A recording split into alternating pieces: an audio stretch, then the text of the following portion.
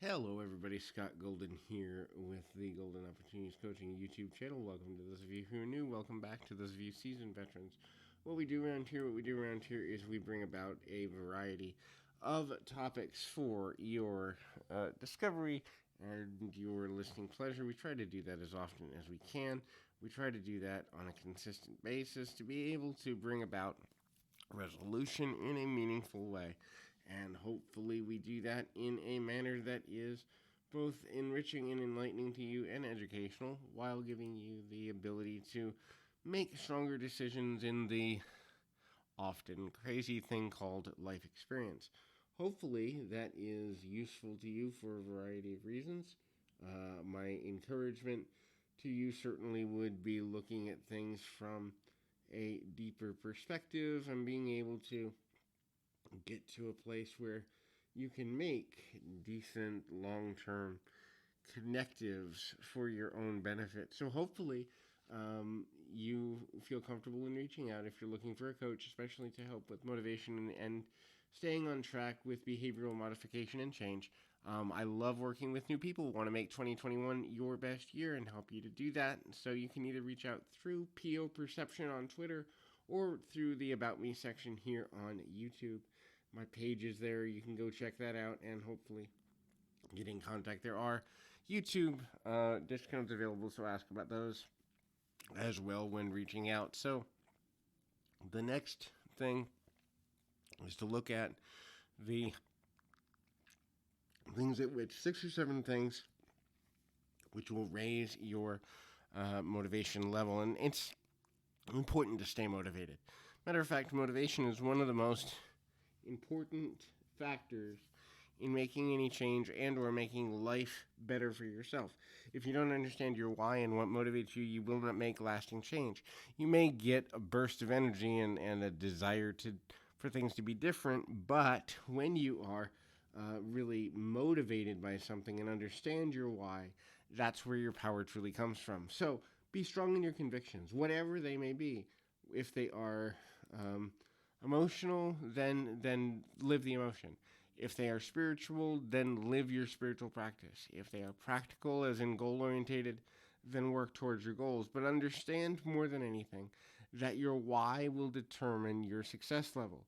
It's important to understand your why in a way that's relatable to you. Do not let another person or group of people, family, friends, or whomever else, influence your why, because if you're not committed to it for your own reasons and benefit, you won't stay connected and fully engaged with keeping your why focused enough to make a lasting decision that in the end will change your life, hopefully for the better. It doesn't necessarily mean that you can't modify your behavior in the future. It also doesn't necessarily mean that you can't change your why or evolve your why as time goes by, but finding a way that your why makes sense to you on a continual basis is essential to actually making long-term differences in your own life. The next thing to consider when looking at something like this is vulnerability. So a lot of people have issues with being vulnerable, especially men, although it happens with women too. Usually with women it's because of being taken for granted, or what I call the overgiver archetype, where the habit of overgiving has become ingrained in their psychology. For men, it's this often misogynistic, or you know, very macho driven mentality that a man being vulnerable is a sign of weakness, when in reality a man being vulnerable is a sign of strength, because he or she, for women obviously, understands the value in emotional preparedness. Now, vulnerability does not mean weakness. Weakness is the preponderance of belief that one cannot change things. Vulnerability is the admission that things are emotionally difficult, but that change is possible, and working towards the desire to make that change into a reality. So the difference in definition is important when trying to determine whether an emotional state is healthy or not.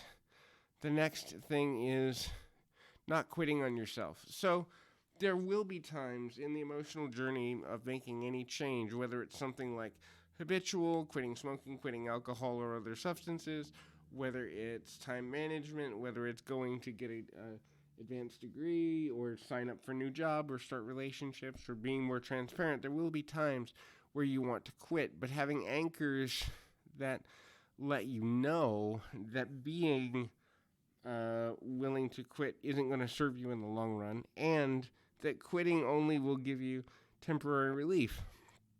Trust me, when I looked at the amount of debt created by the negligence of the nursing home, certainly, and for those that have been following the channel, it'll probably take me 2 to 3 years to be solvent in that situation.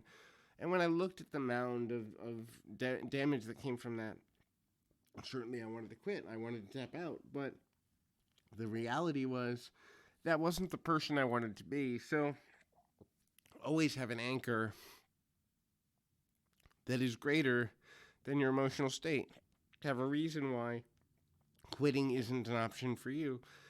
Ask for help. Be willing to accept assistance where you can get it. But also understand that quitting will not bring you anything more than temporary relief. You'll still have to deal with the emotions long after you quit. Now, obviously, exception to that rule is if you're in a toxic situation or relationship. Obviously, quitting that for self-protection is a different issue.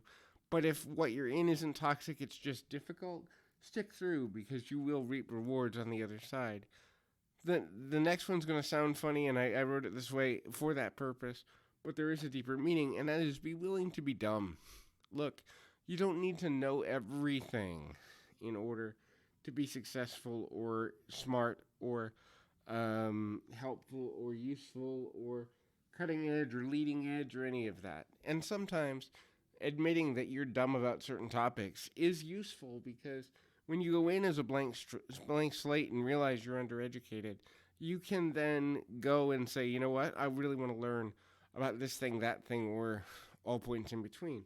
When you don't go in with a mindset that says it's okay to be caught off guard, it's okay to be a little foolish or dumb or, undereducated, and you're trying to overcompensate for what people think you should know, you're not actually fully playing with a fair deck for yourself, because in the end, you're going to feel like, well, what people think matters more than the progress I make, which is the exact opposite way of how you need to treat yourself in order to get to a meaningful place where balance is there. Find things and people and situations that inspire you. Some people are inspired by music and creativity. Other people are inspired by stories of people that have been through more than them. Other people are inspired by nature or the people they love. But find your inspiration points and tap into them for at least a few minutes every day. Spend time with things that inspire you so that you don't lose your motivation. I have go-to people that I listen to, lecturers that I listen to when I'm feeling overwhelmed. I discipline myself and say, hey, I'm feeling overwhelmed, or I'm feeling frustrated, or I feel things are moving too slow. Let me take 15 to 20 minutes and reset and think about the things that matter to me when I'm feeling better so that things, ultimately get back to something that matters. The next is take breaks, schedule your breaks. Now, I'm not meaning, at 12:15 every day I take a break, but more accurately, plan for, hey, I get this task done and I take a 15-minute break. Hey, I get 3 tasks done and I take time to listen to music for half an hour. The reason that we build in breaks is so that our mind can decompress, and that when we're working towards a task, we can then be able to go back to working at maximum authenticity and maximum impact. We cannot do that if we're always in a heightened state. The last thing is love what you do. Know your why you're doing it, but also make sure that you still maintain passion for something. And if passion is no longer sustainable, accept that it's time to move on from things. There were things that I was passionate about in my 20s and certain social goals and life goals that I had that now at almost 40, I have no interest in those things anymore. I thought they would make me happy.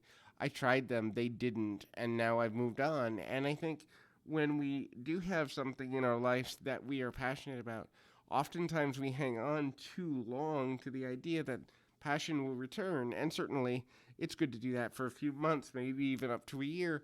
But at the end of time, if you've done everything you can do to bring passion back and it's not returning, letting go is necessary. So hopefully this is helpful. I encourage you to keep your feet on the ground, your mind in the moment. Till next time, everybody.